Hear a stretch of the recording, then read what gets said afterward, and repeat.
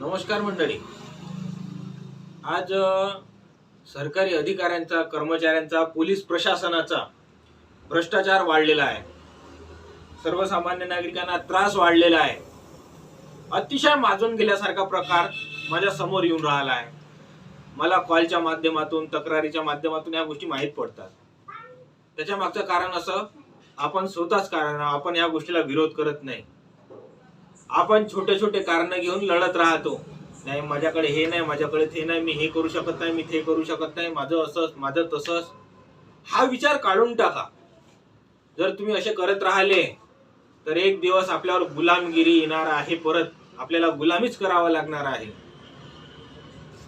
जर कुठलाही पोलीस कर्मचारी, सरकारी अधिकारी, कर्मचारी आपल्या सोबत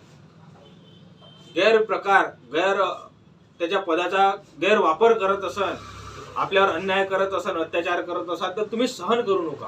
त्याला विरोध करा, त्याला विरोध करा, त्याच्या विरोधात लढाई उभी करा। आखरीपर्यंत लढा, अर्ध्यात सोडून नका द्या। तुम्ही कारण नका द्या, तुम्ही हार नका माना।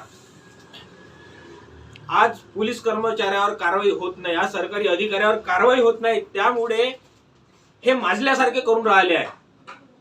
यांच्यावर कुठल्याही हालतीत कारवाई झाली पाहिजे। त्या आखरीच्या स्टेप पर्यंत तुम्ही लढा। त्यानंतर तुम्ही बघा, कुठलाही अधिकारी असो, कर्मचारी असो, पोलीस कर्मचारी असो, पुन्हा असं करणार नाही।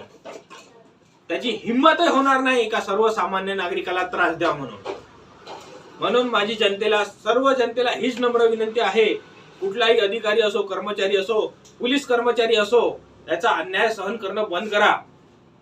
यांच्यावर योग्य ती कारवाई करा, तुम्ही ऍक्शन घ्या, यांना सोडू नका।